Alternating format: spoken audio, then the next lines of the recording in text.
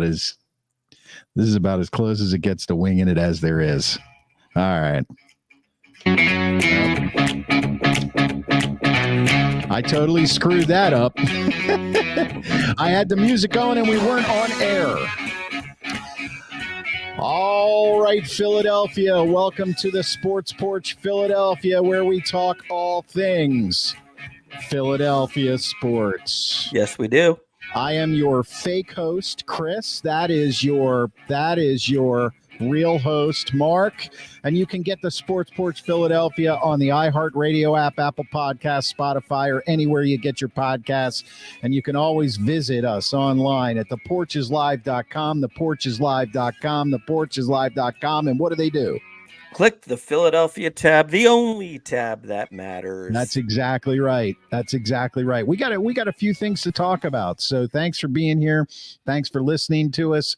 We dropped the podcast right after the show. We are live right now all across the internet on Facebook, LinkedIn, YouTube, Twitter.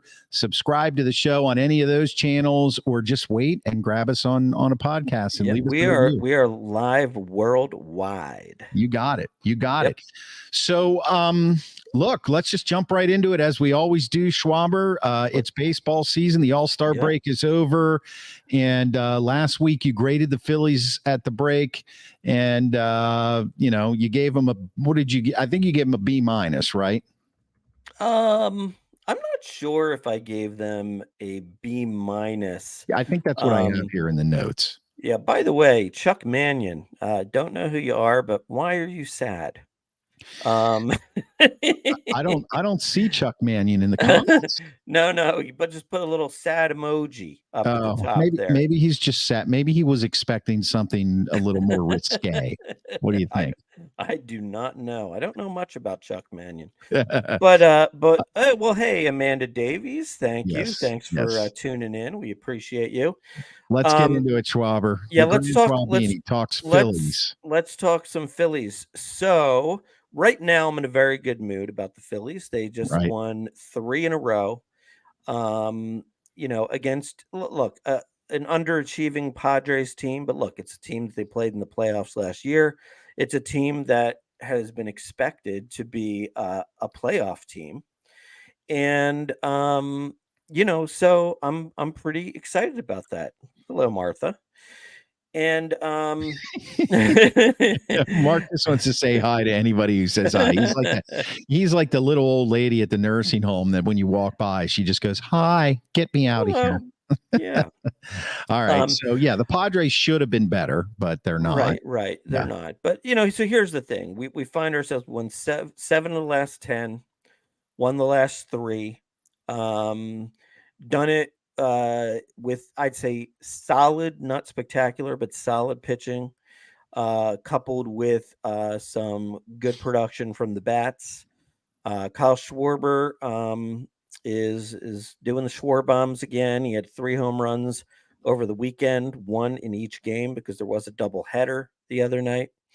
And he also won the game in the 12th inning last night, as he hit a sacrifice fly to win the game off a left-hander, which is not something that's easy for him to do. Right.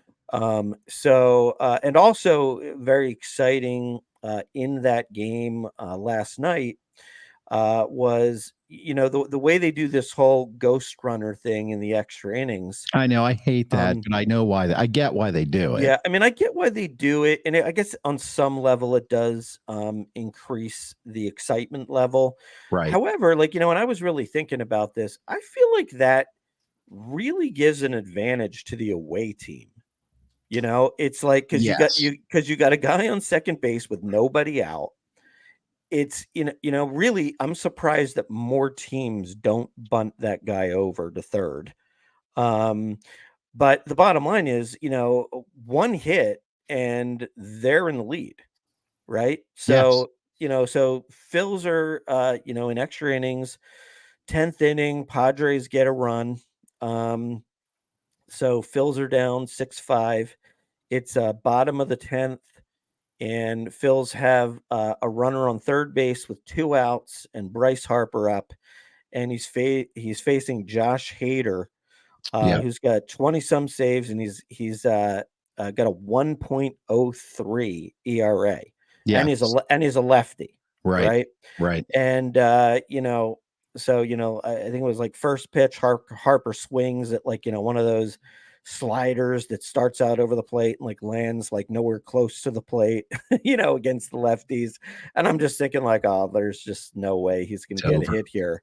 Right. And he just, man, he just stayed on a pitch, and he just lined a line drive single up the middle. Phil's tied it up, and then they won it a couple innings later. So some really good timely hitting, runners in scoring position. A couple of these games, the first game of the doubleheader on Saturday and the game Sunday night, they were down like 3-0 in each game in the fifth inning. And they had some big innings late to come back and win those games. So it's a team that's fighting. They're fighting, and they're scratching and clawing and finding ways to win. They're now season high 9 games over 500. Yeah. A half game out of the wild card, but it's also that wild card race is really bunched up. Like, there's the Arizona Diamondbacks are a half game ahead of them, and only 1 game ahead of them, I believe, are the Marlins and the Giants. Yes, right now, as Is that far, what it is? yeah, I'm looking at it right now. For the wild card standings, Philly is a half game out behind the Diamondbacks. The Marlins and San Fran are tied for the wild card top 2 spots. And right behind the Phillies, believe it or not, the Cincinnati Reds are a game and a half behind them. Yeah. And the Padres, then you drop all the way down to the Padres and the Cubs and the Mets, basically 8 or more behind. Right. And we're getting to the point in the season where every day that goes by, now you're starting to inch a little closer to, either if you're a team like, and I bring up the Pirates because I do a Pirates show, but if you're a team like the Pirates right now, every day is an inch closer to Right. And but if you're the Phillies, you want a lot of those. You want Right. the Padres to fall to 10 back. You want the Cubs, the Mets, to Mhm. fall down, and you can live with having a team, you're fighting Arizona for it or whatever. What you don't want is a wild card in the wild card race, for Right. lack of a better way of putting it. But I want to segue to something real quick right here that you mentioned when you were talking about the Ghost Runner extra innings. Yeah. I was the Pirate show that I do last night. The Pirates went into extra innings, and I won't talk about the Pirates because this we talk about the Philly sports here. But I had the same thought about a Ghost Runner in extra innings. I thought, well, yeah, if you hold them to no runs, it's still tied. And all you got to do is get that guy on second home and you win the game. Okay, so there's the easy part of it. But if they score 1 run, then you have to score 2 or you're going to, so I agree with or 1 to keep it going. Well, yeah, 1 to keep it going, but if you think about it, it's funny. This is the thing about pitchers that bothers me, and especially some of the young pitchers that I've been watching lately. And it's very, very true. Hitting is hard. The best hitters in the game get an out 7 out of 10 times. They get in at bat most of the time. 6 to 7 if they're on base is high. So when you're a young pitcher, and you try to perfect things, if you get behind in the account, like you shouldn't. You should still go after them. So scoring a run in baseball is hard because you got to get a series of hits or walks. But when you got a runner in scoring position, you basically have 2 outs to give up. And all you need to do is get that guy across the plate. Right. So, I mean, basically, you've got 3 shots at a single to get the run in. That's right.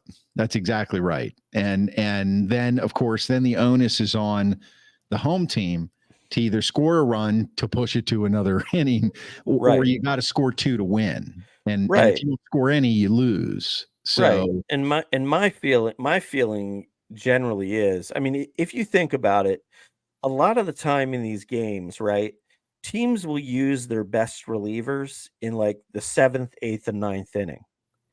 Right. So then when you get to the 10th or 11th inning, teams aren't using their best pitcher.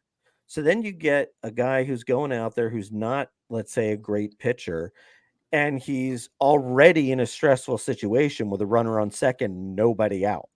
Right, right. You And know, that's the difference, because you can right. say that even before the ghost runner, and they just would play it out till somebody won, because you were going past 9 innings, it was a bullpen nightmare anyway, because it was, do I bring the closer in the ninth when Mhm. it's tied and hope, kind of thing. But when you add that ghost runner, right now you've got a guy who's pitching from the stretch to start. He's got to, Mhm. and with the pitch clock now, stealing third is an option. Right, It right. doesn't matter who you are. Even the slowest runners in the game now this year, when you look at their stats, they have 5 stolen bases, whereas like before they like never had any. Right, So right. yeah, I'm with you on that. So yeah, I mean, I think the Phillies are doing well. Let's talk a little bit about their pitching. How do you feel about their pitching now that we're 3 games out of the All-Star break? Well, they're not quite in the groove that they were in June. But I think what you gotta like is what I saw in these last 3 games and even the game that they lost. Um, their starting pitchers went somewhere between 5 innings and 7 innings, and they gave up 3 or fewer runs. And so I think when you can eat up the innings like that, it helps you save your bullpen, so, Oh yeah, maybe one guy will pitch one day, and then he might not pitch for another 2 games, and that's really important, whenever you get in, I mean, I don't care how good your team is, when you get into a situation where you gotta take your starting pitcher out in the 3rd or the 4th inning, or even sooner than that, I mean, the guy you're bringing in long relief, chances are they're not that great, you yeah, know? yeah. I mean, like, the Phillies have one guy who's a pretty good long reliever, Matt Strom, right? Right, right. But outside, and that's really because 'cause they're a good team. Most teams don't have one good guy that can go long, Yeah, I know. you I, know I was just I was you just thinking know? that while you were talking about it. The long reliever is not, that's kind of a lost art. It is a little bit. It Yeah, is. It is. But they even had their, 5th starter, Sanchez, gave him 5 innings and only 3 runs against. So, you're still in the game at that point. right, So, and Wheeler kind of probably had the best start of them all. He went 7, he gave up 3, but he also had no walks and 7 Ks. So that was good to see. Um, Suarez and Walker have kind of like toned down a little bit. They had, each of them had a great series of, games where they gave up 1 or few runs. So lately they've been giving up 2 or 3 runs a start. But still, it's that quality, middle of the summer pitching that even when you don't have your best stuff, you're keeping your team in the game. right. So that's good. And the bullpen's been really good. I mean, I can't tell you the last time that Craig Kimbrell got hit. I mean, he's been lights out. He's getting close down to an ERA in the twos. I think he's at like 3.25 now or something. Um, and the guys that they're bringing in, they got this guy Hoffman, who I didn't even know who this guy was before the start of the season. I mean, he's relatively young, or at least new to the majors, and he's got like a 2.5 ERA. And he came in and pitched the 11th and the 12th yesterday. So twice he inherited the ghost runner and got out of it without giving up a run. Right. So they're getting some good contributions all around. Um, Now, also, I think we have to mention, the rookie. They brought up that kid Johan Rojas. And did you get a chance to see his play in the outfield by any chance? No, I did not. It was a great one. I mean, it was. I mean, I'm sure there's been a few catches that were better this year, but I'm going to say for the Phillies, it's probably their defensive play of the year. He basically, and this is, it's his first inning in the major leagues, and he's sitting out there in center field, right? So, the second batter that he was in the field for in his major league career hit just a shot to the right center field alley, and he went up and he got it. I mean, he almost like laid out against the fence, caught it. It was pretty close, like whether it was a home run or like right at the top of the wall. He grabbed it, hit the fence hard, came off of it, and then had the wherewithal to realize that the guy on first base didn't think anybody was going to catch that, and so he had a chance to double him up. But what was kind of interesting was, I don't really know why, but the first baseman, I don't know what he was doing. Maybe he was trying to back up, I don't know, third base or something. I don't know, but he was not at at first base.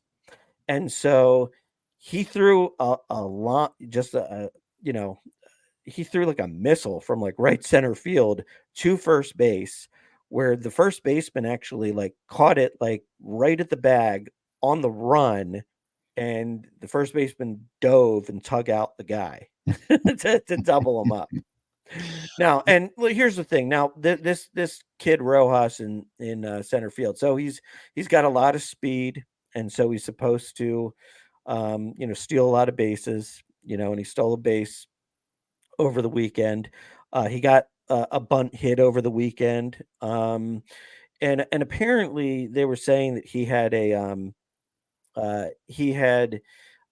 been rated like the best fielding outfielder, like in all of the minor leagues. Okay. So we know he can play defense. The question is, can he hit? Now, he was having a really good year in Double A. They brought him up right from Double A. He was hitting over 300, and he had a little bit of power. Like I think he had like maybe like 8-10 home runs, something like that.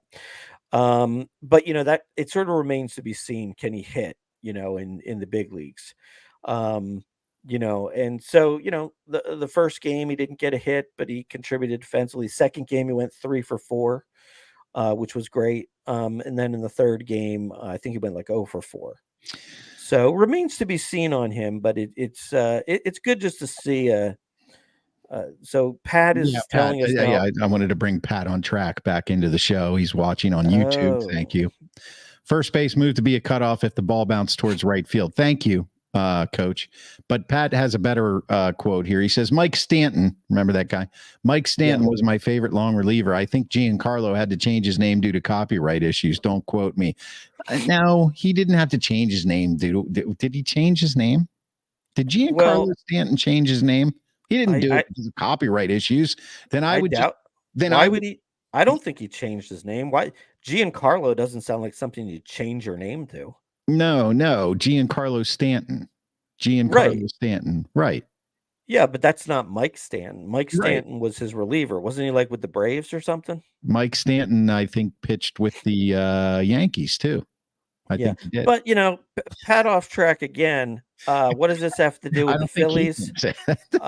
He just took the fact that we talked about long relief and just went to whatever his vision of long relief was in his life. Right. And then it turned out to be Stanton, and then one Stanton went to another Stanton, which had nothing to do with anything. I know. And somehow we're going to end up duck hunting at the end of this.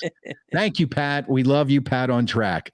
So, where do they go from here? Well, I'm looking at the schedule. They have 3 at home against the Brewers, who are currently leading or in a tie for the lead with or are they actually in the lead? I think they're in the lead. Yeah, maybe a half game or something like that. The Brewers, the next 3 nights, Nola, Sanchez, and Walker are the scheduled starters for the Phils, and Tehran, Miley, and Burns for the Brewers. Now, here's the thing about the Brewers.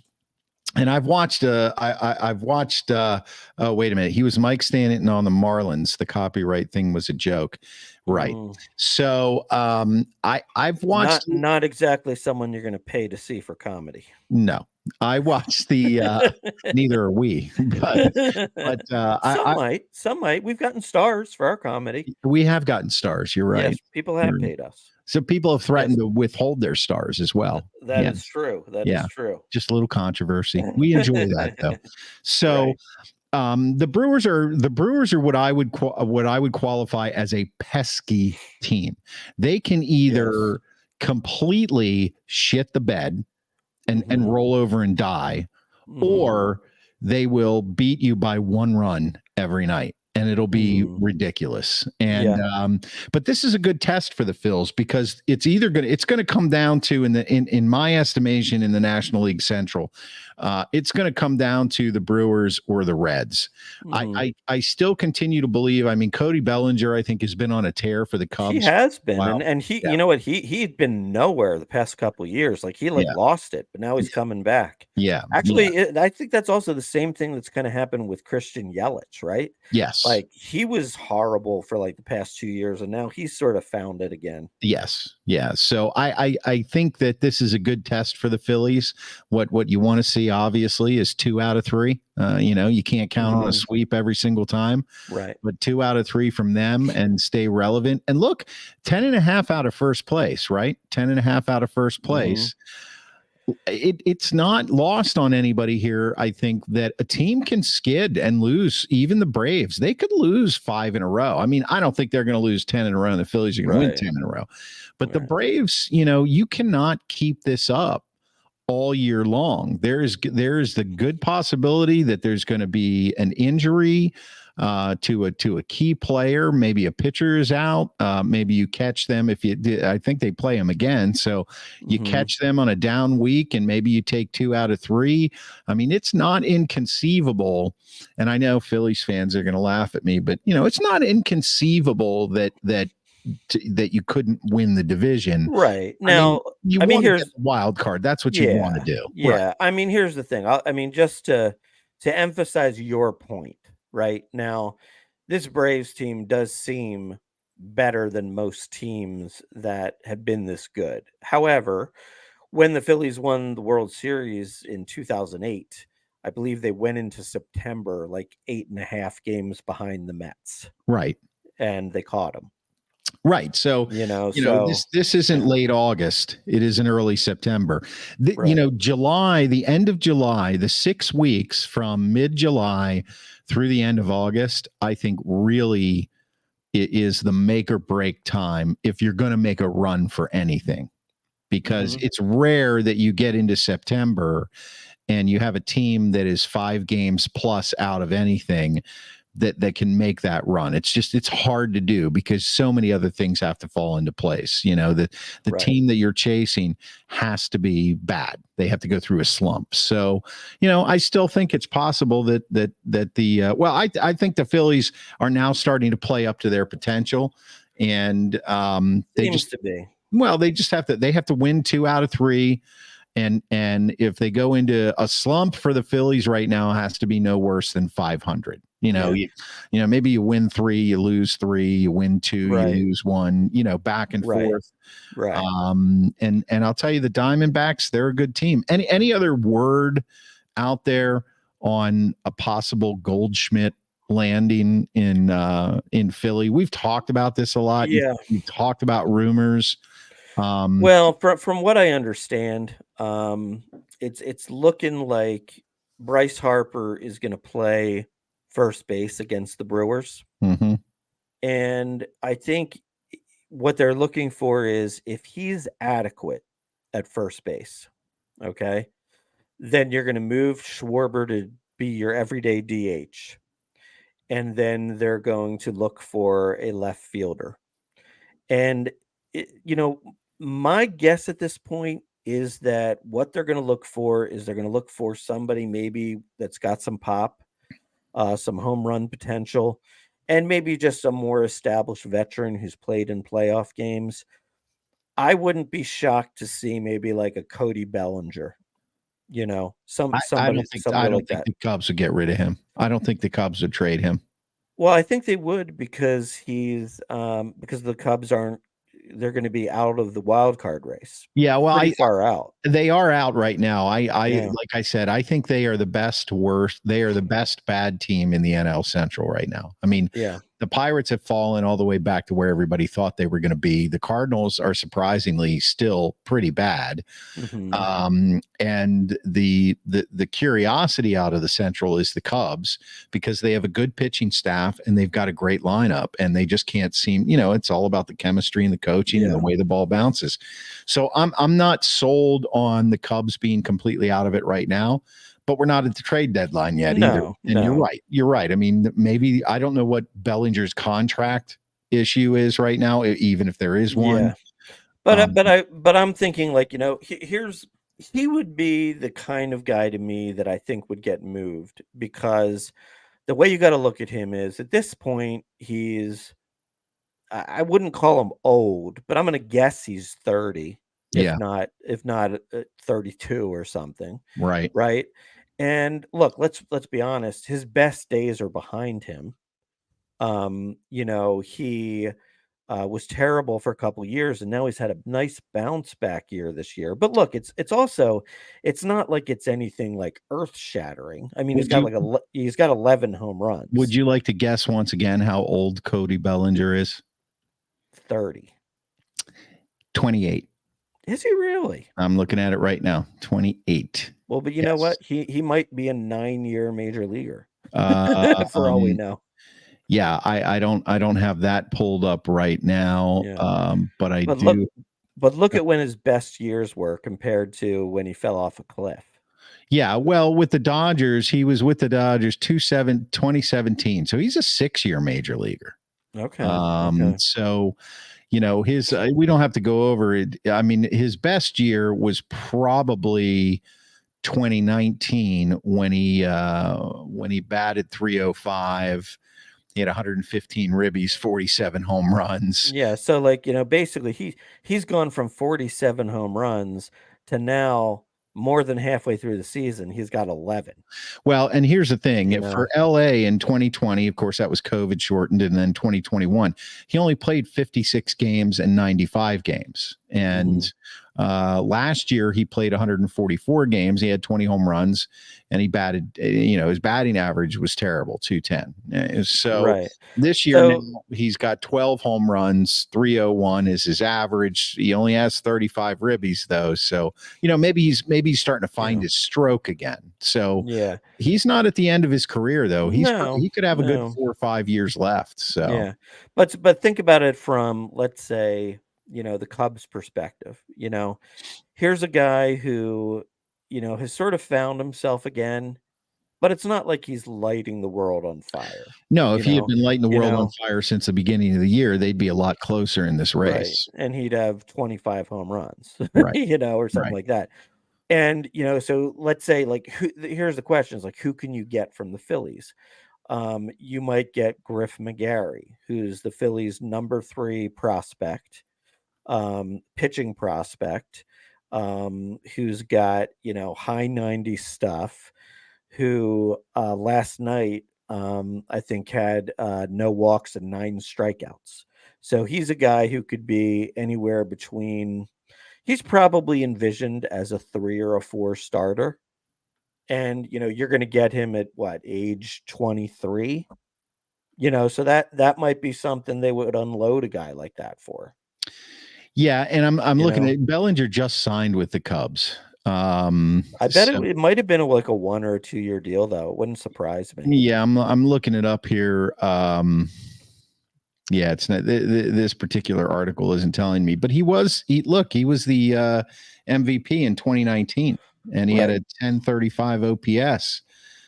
So and what he says is that it was injuries. He dislocated his shoulder. I mean, that's not an injury when it comes to hitting that you're going to come back from, quickly. That requires a long time of rehab and stuff. So, I don't know. I don't see I don't think the Cubs got him, signed him to turn around and trade him. I don't think that. You might be right, but the point is that that's the kind of player they're probably looking for. Like an outfielder with some pop, who's been a veteran, played a lot of games. If they're not playing the outfield that day, could be a really good bat off the bench. Um, you know, that's kind of the direction for me. Now, if Harper goes out there and is an absolute butcher at first base, which I don't really foresee, but I guess it's not impossible. Um, then maybe Goldschmidt comes back into the picture, Yeah. right? Um, and I'm sure they'll look at a starter if there's a decent starter available. Although they don't need a starter. I feel like, Sanchez has sort of nailed down that fifth starter spot right now. But of Right. course, what if somebody gets hurt? Right. And I think they'll look for, some more relief help. So Let's go back to Pat on track here. He's going old school here. 83 Mark, Len Matuzik, and old man Joe Morgan carried the team. It's a different game after the trade deadline and roster expansion. That's true. I can't disagree with him. Every hitting coach wants Bellinger first stop optometrist. I think he's that was actually a good joke, Pat. Yeah.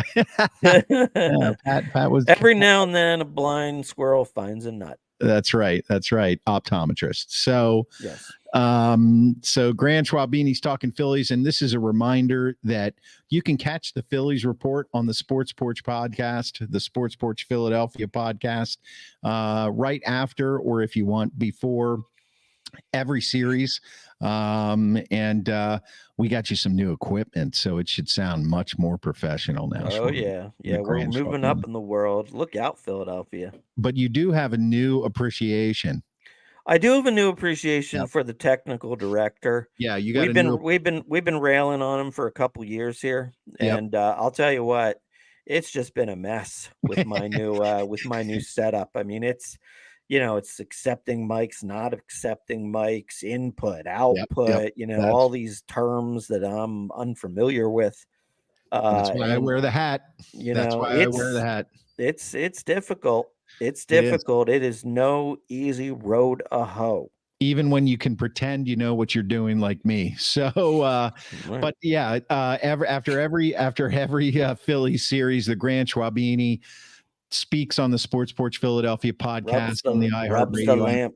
I rub the lamp and I predict for you what will happen. That's right. And more often than not, I don't even know if he's right or wrong. I didn't listen to last night's though. I had something disappointing. Sorry, I'll try to catch up. Don't worry. Yes. Yeah. Don't worry. So, okay, there's one thing I want to get in here, Schwaber, before we move on to maybe a little bit of Eagles camp and stuff like that. I'm going to put this up on the ticker. If you're watching us live on social media, this is the beginning. Today marks the beginning of the 5th annual Philadelphia Beautiful Cheesesteak Championship. 5 years running now. 5 years running. The voting started today, and it's kind of like a bracket challenge. Right. It's like the NCAA tournament. You can vote on Philadelphia Beautiful on Facebook. I'm going to put up that post right now. Today starts our 5th annual Philadelphia Beautiful Cheesesteak competition based entirely on your votes. The first matchup was last year's winner, Pudge's Steaks, in Bluebell versus a newcomer, Jay's Steaks. Right. And if you go to Philadelphia Beautiful's Facebook page, if you're watching us on there right now, you can find this post and you just vote in the comments. You vote for number 1 or you vote for number 2. And I'll tell you what, man, the comments are through the roof, and that's no joke. They are. And I will tell you what, I mean, this what's happening today just doesn't happen. You got a last year's champion going up against, basically what happens is I throw out to, you, the viewers, like, hey, who do you think should be in this competition that wasn't in last year? And so I put a few new, cheesesteak joints in every year. And so I had some people request, Jay's, and I put Jay's in at number 32 to face off against last year's champ. I thought, honestly, no shot here. Pudge's is going to just destroy like they always do. I'll tell you what, Jay's is looking like they might have this in the bag. Now there's still time. Come on, Pudge's. There's still time. Pudge's, you still have time. And Pudge's has been on a streak late day here. So I think the Pudge's people are getting to it. Yeah. But it's hundreds of votes already. It's hundreds of votes. It is. It literally is. It Yeah, really is. and this is entirely for fun. It's based on what you want. Look, this is not this. Sometimes people are asking like, well, where's the competition? Now, we didn't bring 32 Philadelphia cheesesteak companies together for a barbecue, and they're all going to present their steaks. No, this is just who do you think is the best? It's as simple as that. And a lot of folks will kind of like team up with all their buds and all their friends who like a particular cheesesteak joint. We're having great response. So thank you very much. Yeah. And we'll give you the winner of this one tomorrow, and then the next two teams will be going off. Will facing each other tomorrow. The next two cheesesteak joints. Yeah, and I think it'll be a great one. It's kind of every year since you announced and you started doing this, it's grown a little bit, and It's now gotten bigger and bigger. It's kind of starting to take a life of its own. So Pudges or Jays, right? Was it Jays? Right. Yeah. Right. Okay. Right. So yeah, and just so you know, like former winners, Jim Stakes won, Del Sandro's won, John's Roast Pork won, and Pudges won. And each year we've had a number that were really close too. So very exciting. Looking forward to seeing who takes the title this year. And I'll tell you, living in Philly for the years that I lived in Philly, man, cheesesteaks, they're part of the culture. It's like going to Paris and eating cheese, cheesesteaks. It's true. I mean, like if you think about it, like sometimes like when you're if you're not in Philadelphia and sometimes you're like, I just want to taste a home. Like, I need no such thing as it. There is no, I've said this, I'm not originally from Philadelphia, but when we lived there together and I learned, I mean, I knew what a cheesesteak was, but when I learned what a cheesesteak really was, I'm 35 years since, I have never tasted a cheesesteak that has been called a Philadelphia cheesesteak that is actually a Philadelphia cheesesteak. I'm going to say it one more time. Unless I was in Philadelphia. There is no such thing as a Philly cheesesteak outside. And I mean the Philadelphia area. Right. That. But there just isn't. I mean, there's good ones that you can get good ones. But for me, I'm just going to tell you, for me, Pat Steaks, king of steaks. I know. I don't want to hear any crap. I get it. People love Pat's. People love Gino's. People love other places. But just I grew up in Philly. In my college years, Yeah. Well, eating Pat Steaks. I loved them. They were the best. Well. Here's the thing. I mean, and look, like, let's just be honest. Please, let's be honest about cheesesteaks, Schwab. Here's what you're gonna find. What you're gonna find is nowadays, people are going to really, Philadelphians are really going to stick their nose up and they're cheesesteak snobs. And they're going to say, oh, Pat and Gino's, they're just for the tourists, and it is kind of true. I mean, they're lit up. They're captured on TV when it's Monday Night Football time. And right. And so it is true. That's where, tourists will go. However, I will say this now. Granted, I mean, a lot of cheesesteak joints have been around dating way back. However, when we went to Drexel, and that was 1988 to 93, okay, there weren't that many other ones out there. Well, it was Pat's and Gino's and Jim's, and there were some others out there, but they weren't really well known.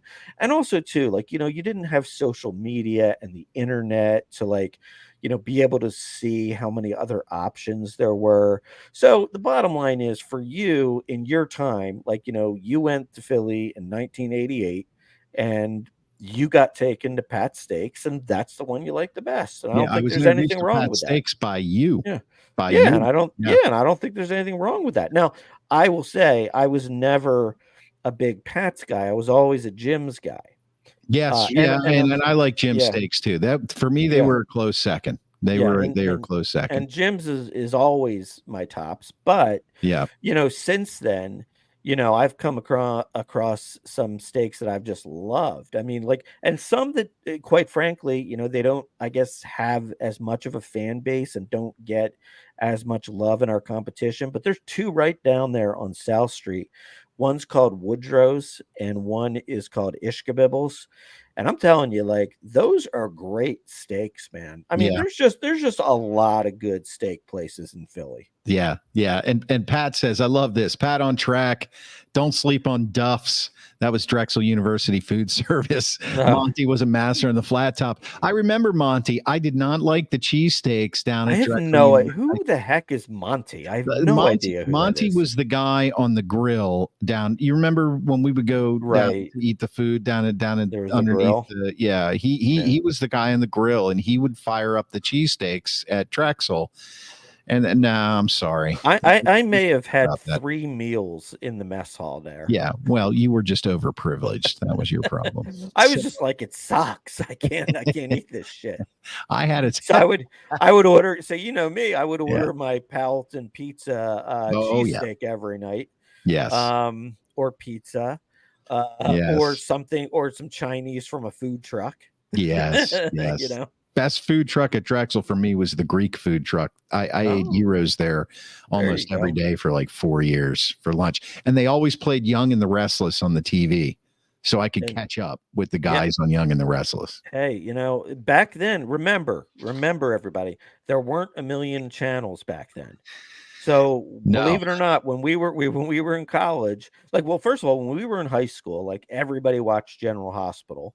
Yeah. And then when we My were God, in yeah. and then when we were in college, it was like you moved on to Young and the Restless because it was better. Actually, I'm going to change that for me. When we were in high school, I did not watch soap operas at all, but Okay. all the girls talked about General Hospital. Yes. Right. When Correct. we were in college, you introduced me to Young and the Restless. That is I true. don't That it even was know why you watched it, but I got hooked. Well, look, Victor Newman battling Jack Abbott. I mean, can you really get any better than that? They were battling up until like last year, They're still battling. They're battling right now. which means you're still watching it. I am actually. Have you been watching Young and the Restless for 40 years? No, I've taken some significant time off at times. Yeah. Like I don't know that I watched anything from, like, when we graduated college in 93 to maybe, like, I don't know, 2002. Like, I had a big gap there. Right. But then you're looking for, you know what it is? It's good to eat at dinner time. Because it's not something that you have to really concentrate on. And if you miss a day, it's not the end of the world. I feel like if you miss 10 years, you haven't missed a damn thing. You really haven't. Now, I know. I mean, it's just more people have died, and more people have gotten married and come back from the dead. Several times, and more people come back from the dead. Yeah, I know. It's crazy. I want to live in a soap opera. I can die, come back from the dead. I can have multiple affairs. It's completely acceptable, even in a small town of extremely wealthy people. Right. I mean, it's like, it's heaven. Soap operas are heaven. I don't know why they have. Can you remember the name of the city in Young and the Restless? That's a tough one. Sassy's saying hello to somebody. It would be Genoa City. Genoa City. That's right. Yeah. It's supposed to be in California, right? No. It's in Madison, Wisconsin. Oh, what? It's in Madison, Wisconsin? Yeah, that's why it's always like, oh, the roads are terrible. And then somebody gets into a car accident. That's crazy. And then, somebody takes them in and, like, holds them hostage in, like, a shed for a year while somebody else marries their loved one. I didn't think Wisconsin had such high society. Well, I'm sorry if you're watching from Madison or listening. Every place has their old money. Okay, let's move on here real quick. Yes. We'll bring up the cheesesteak competition again near the end of the show here, but we do want to move on to maybe a little bit of a little bit of Eagles talk in the last couple minutes we have here. Camp is starting in another 4 or 5 days. No, more like another week. But what are your thoughts around that, Schwaber? My thoughts are Can't that, wait. Get it started. yeah, why not? Why not? Let's get it started. Let's get everybody motivated for the new season. Yeah. It's exciting, man. Like let's face it. I mean, whatever happens this year, it's always great when you're going in with high expectations. Yeah, You that's what know, scares me though. yeah. Well, but that's okay. Yeah. You got to think about it like this. Like, would it be better to be going in with no expectations, right? You know what I mean? Well, I mean, and you know where where Yeah, my loyalties generally lie outside of the show, and yeah. I haven't had any expectations in a long time. So, And that's also not worked for you, has it? well, it kind of has because if I don't have any expectations, then it doesn't matter what happens. So it doesn't hurt you. So Yeah, Steve says Super yeah. Bowl Super Bowl hangover. hangover. What do you think? Do you think that's a possibility? Well, I I, do. I always think it's a possibility. Um, and I would say they do have a little bit of tougher schedule this year.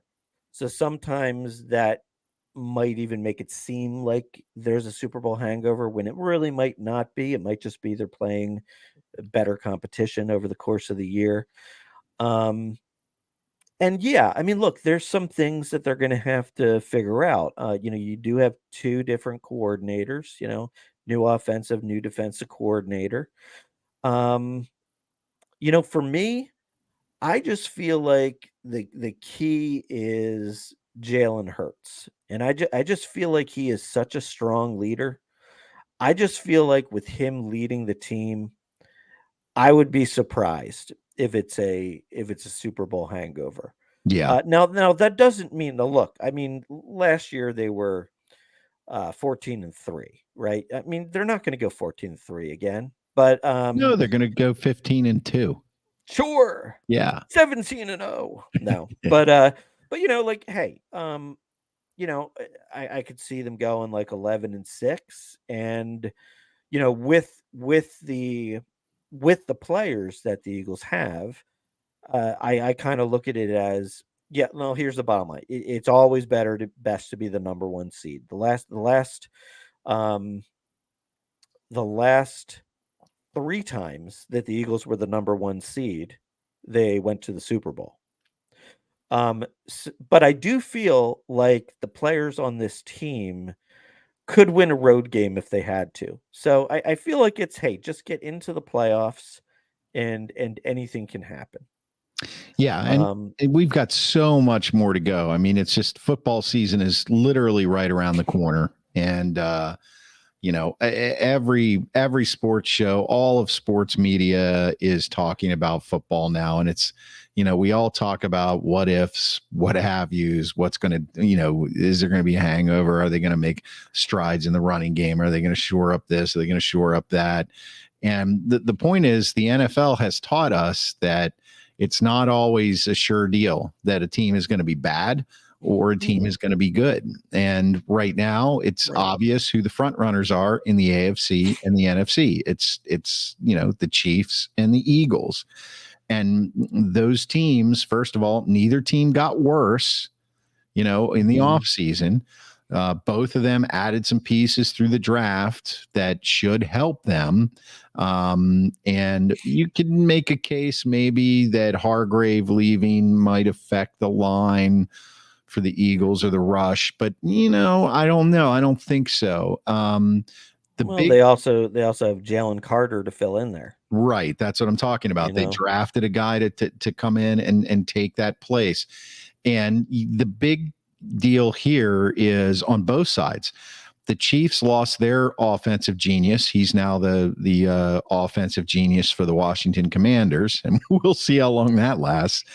And right, and the Eagles lost their coordinators. So there's where the question marks come in because you've right, basically got the same players, but right, you've got a different director. So their right, vision and their play calling, you just got right, to hope that everybody gets on the same page right. when the season starts. Now, I think it could be a positive on the defensive side of the ball because I Yeah. was a big Jonathan Gannon hater. Yeah, I know, but their defense was still good. It was, but like, I mean, I still liken it back to it was the players. Like so for example, like, they had that a third most sacks in the longest time, right? But they never blitz. So it's the players. You know what I mean? It's like, Well, you know yeah. what I mean? Um yeah, he was also not very good at adjustment. So I welcome the defensive change. On the flip side though, I am concerned about losing the offensive coordinator, Shane Steichen, because he was phenomenal. I mean, he was once since he took over the play calling, he was sensational. I mean, he Yeah. barely made a wrong move. I mean, in the year and a half that he did it. Well, Um, how can you really say that? Because once again, when a team is performing poorly and they start to get on the coordinator, what do the players say? Well, they call the plays. It's up to us to execute them. I well, think the yeah, Eagles. No, I'm not taking yeah. Oh, anything yeah, away yeah, from the yeah, guy. I just think they executed very, very well as a team last year, as evidenced by their record and the fact that they were in the Super Bowl. yeah. So, Well, they got real high quality players. You've got four of the five offensive linemen have been in the Pro Bowl, um, and one will probably be in the Pro Bowl in the next year or two. And that gives Jalen Hurts some extra time, and he's very smart and he can make plays with his feet. So you kind of put that all together, and it's an easy recipe for success. yeah, But the bottom line is that not every team is set up that way. And they're kind of they're fortunate that they are. But we'll have to see. I mean, everything depends on so many things. Like, for example, Eagles had very good luck, no major injuries last year. right. You have a major injury this year, it can throw things off, like Mhm. obviously the quarterback, right? Or just even think about, hey, if AJ Brown or Devontae Smith gets injured, then you have one number one wide receiver and no number two wide receiver. And You know what I mean? So you gotta love how the Titans pretty much completely admitted the mistake they made by letting AJ Brown go and signing DeAndre Hopkins. sure. I mean, that was Yeah, that was a big mistake. yeah, It really yeah. was. I mean It's like the fun. Well, the kind of the it was good for the Eagles, but sort of sad for the Titans was right, that, to be completely fair, right? Like, you and I knew that AJ Brown was a good football player, but right. we didn't know he was this good. And the No, reason is because Derrick Henry runs the ball every play. yes, yes, So, yeah, but you would have to think that they would know that he was that good, yeah, from and being around him every day. right, right. And Uh, you that was a know, trade, right? yeah, it was a trade. We traded our first round pick for him. Yeah, yeah. Yeah, So yeah, so they literally had to decide to say, yeah, we'll go with somebody else. So yeah, then a year, 2 years later, they signed DeAndre Hopkins. All right, Schwaber. Well, I'm going to remind everybody right now, as we always do, that you can follow the Sports Porch Philadelphia podcast on Spotify, Apple, iHeartRadio, or anywhere you get your podcasts. We drop the show right after the show, and listen, the 5th annual Philadelphia Beautiful Cheesesteak Championship has started. Voting started today. Visit the Facebook page and you can vote. And I'll put a picture of what the post looks like there. This is the play-in, I guess, for the Sweet 16. Correct? Well, the winner of this matchup will make our Sweet 16. Right. So the Yeah. winner of this matchup goes into the Sweet 16. Vote for your favorite cheesesteak and come back every day and check it out, because this is going to take. You're going to crown the winner when. This is going to go into August. Okay. All right. So This is yeah, a it's gonna. long tournament. This is a long thing. This takes time. I mean, Yes. Yes. and one last thing that's just crazy is, like, every year I ask people, who should be in this tournament, right? And so every year I add about 4 or 5 new places. Right. And finally, when I get to the point where I feel like I pretty much got everybody in it that everybody likes, then all of a sudden, like, all these people out of nowhere will be like, "How come Gazzo's isn't in it?" And I'm like, "Well, because nobody ever mentioned Gazzo's for 4.5 years." Yeah. Yeah. Well, And we're going now to, everybody's mentioning Gazzo's. So Gazzo's people will get you in next year. there you go. There you All go. right. All right, Schwaber. And there you have it. There you have it. The Philadelphia Sports Porch has wrapped up for this week. Thank you for watching us all over the world on social media, Facebook, LinkedIn, YouTube, and Twitter. And of course, remember to follow the podcast on the iHeartRadio app, Apple Podcasts, Spotify, or anywhere you get your podcasts. Subscribe and leave a review. And leave us a review. We would really appreciate that. And you can always get us on theporcheslive.com, theporcheslive.com. Theporcheslive.com. Philadelphia tab. Yes, yes. I never know where he's going to go with that. I have no idea. Click it or ticket. All right. As always, I am your technical director, as is evidenced by the letters on my hat, and I am out. And I am your Grand Schwabini. Let's go, Fightins. Let's go.